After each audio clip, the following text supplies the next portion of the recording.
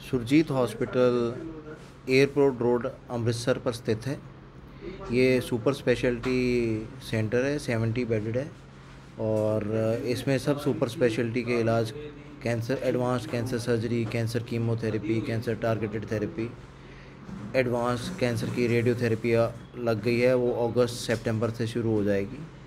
उसके अलावा accident, trauma, fractures के सारे ऑपरेशन और laparoscopic surgery, urology, kidney stone, prostate की लेप्रोस्कोपिक सर्जरी और नाक कान गले की लेप्रोस्कोपिक सर्जरी और जनाना रोग के इलाज, ईएनटी के इलाज, पेन स्पेशलिस्ट, दर्दों के स्पेशलिस्ट और जो दिमाग के इलाज हैं, न्यूरोलॉजी के इलाज हैं और लिवर डिसीज़ के इलाज, सब इलाज होते हैं।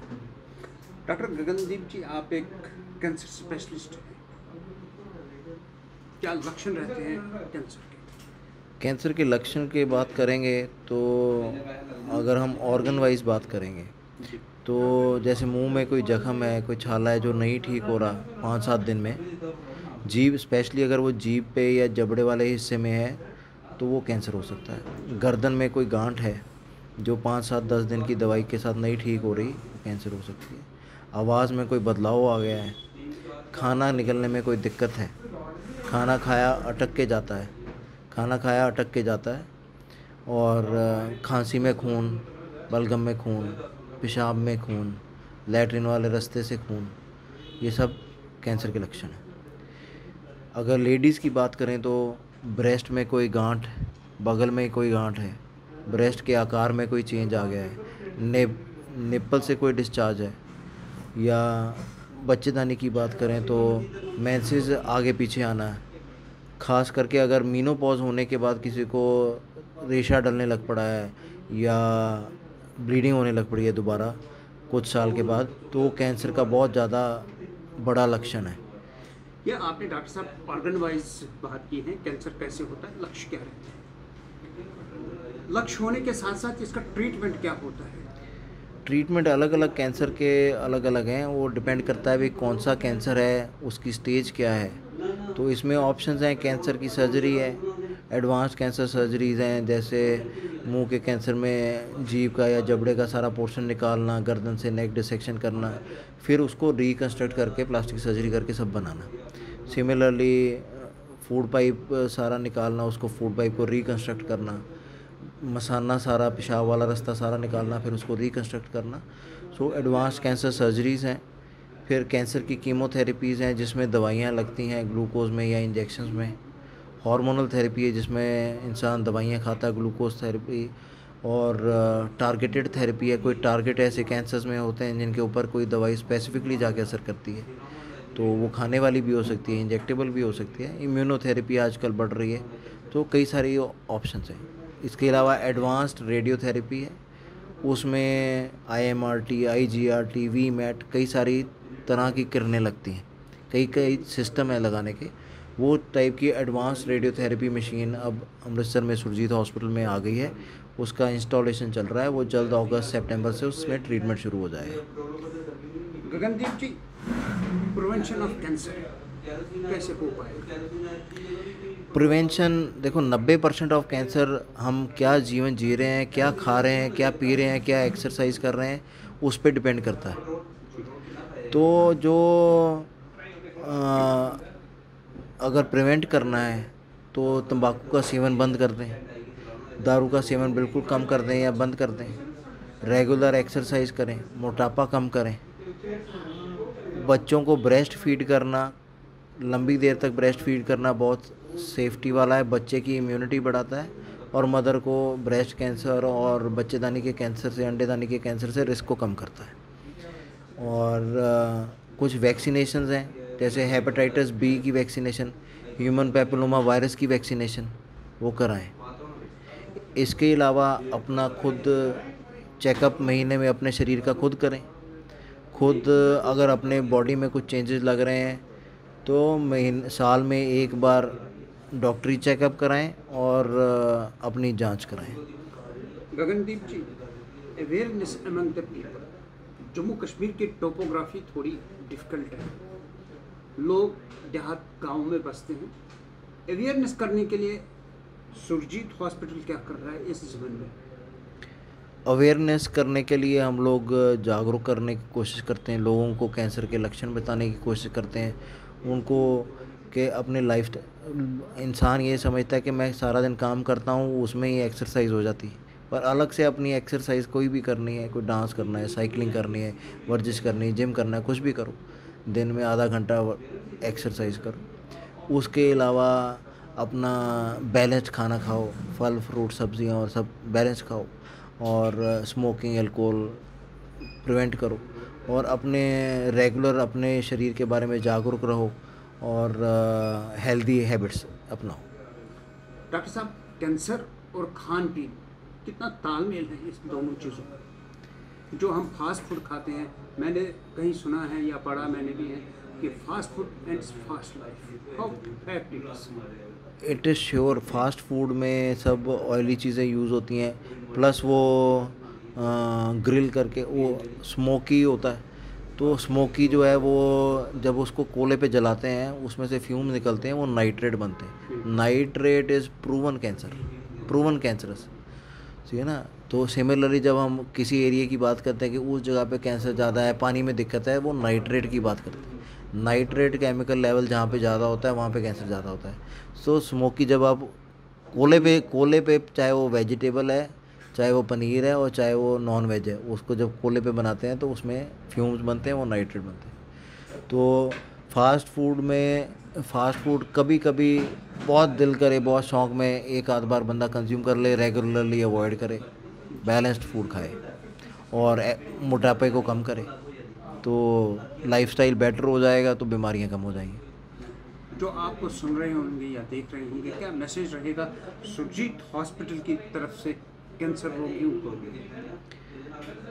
कि बेस्ट इज़ कैंसर प्रिवेंशन, अपना लाइफस्टाइल चेंज करें, अपना एक्सरसाइज अच्छा करें, और अपने शरीर के बारे में जागरूक रहें, साल में एक बार अपना डॉक्टरी जांच कराएं, और किसी टाइप की भी कोई दिक्कत है कैंसर के रिलेटेड और शरीर के रिलेटेड कोई भी, और उसके सारे ट्रीटमेंट सुरजीत हॉस्पिटल अमृतसर में अवेलेबल हैं, और उस वहाँ पे संपर्क कर सकते हैं। उसके अलावा जम्मू ओपीडी बख्शी नगर में है, वहाँ पे कांटेक्ट कर सकते हैं।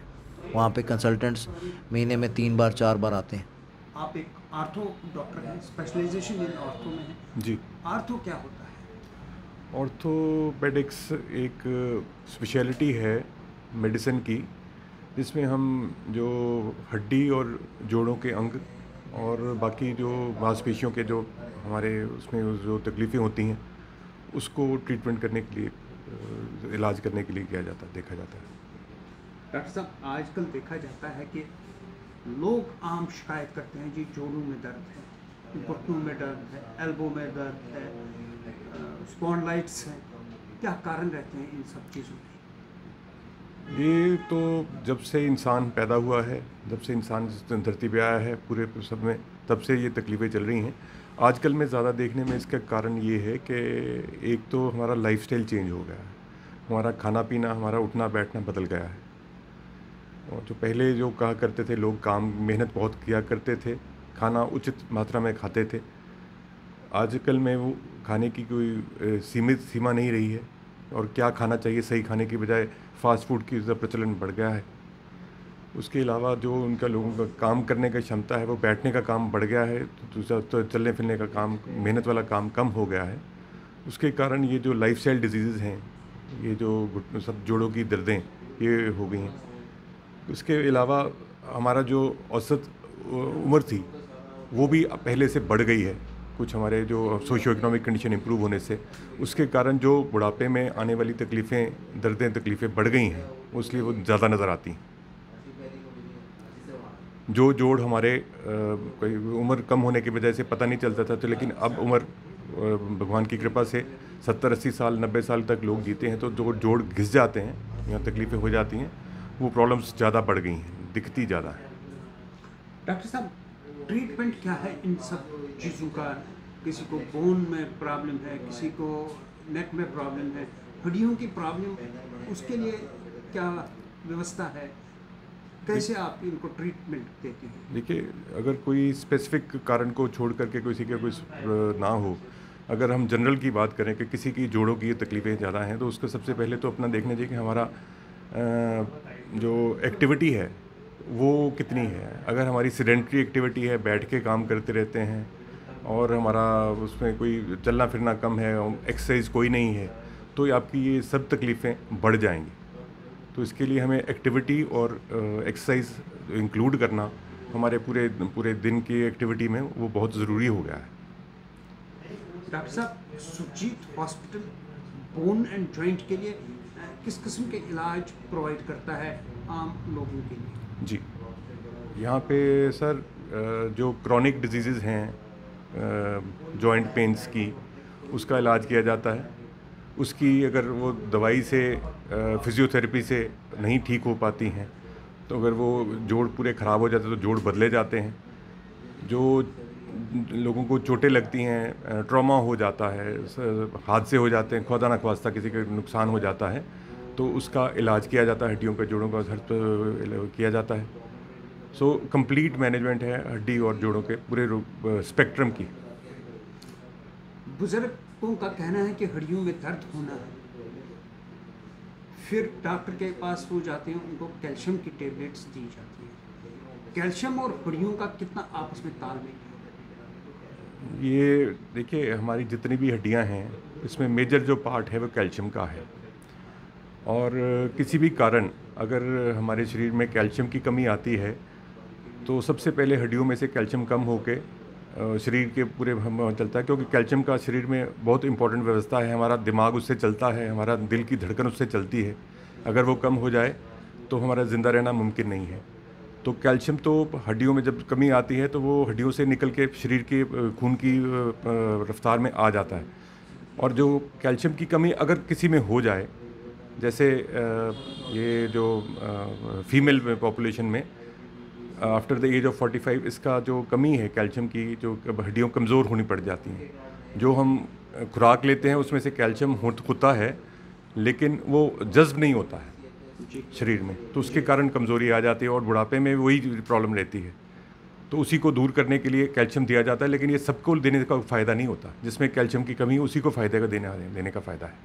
डॉक्टर एसपी सिंह, क्या मैसेज रहेगा जिनको जोड़ों की दर्द हो, उनके लिए क्या कहना चाहते हैं आप? किस किस्म का सजेशन, किस किस्म का खान पीन उनको करना चाहिए ताकि वो स्वस्थ रहे? मेरे तो आई थिंक सबसे बड़ा मैसेज जो ये है कि अपनी जो सेडेंट्री एक्टिविटी छोड़कर कुछ ना कुछ एक्सरसाइज डेली किया कीजिए। कुछ ना कुछ चलना फिरना रखिए। अपनी जो लाइट एक्सरसाइज जो हम स्कूल में हमें ज़बरदस्ती करवाई जाती थी वो ज़रूर करिए। खाने में पौष्टिक खुराक खाइए। उसमें एक होता है कि कंप्लीट मील होना चाहिए, जिसमें हमारे फल, सब्जियां, दूध, दही एक अच्छी मात्रा में होना चाहिए, जो जिसमें हमारी ज़रूरत हो। ये फास्ट फूड को अवॉइड करना चाहिए और एक होलिस्टिक लाइफ को अपनाना चाहिए, ताकि हमारा शरीर में ये जो आम प्रॉब्लम्स देखी जा रही हैं आजकल ना आए। टेक वन अब आपके व्हाट्सएप पर।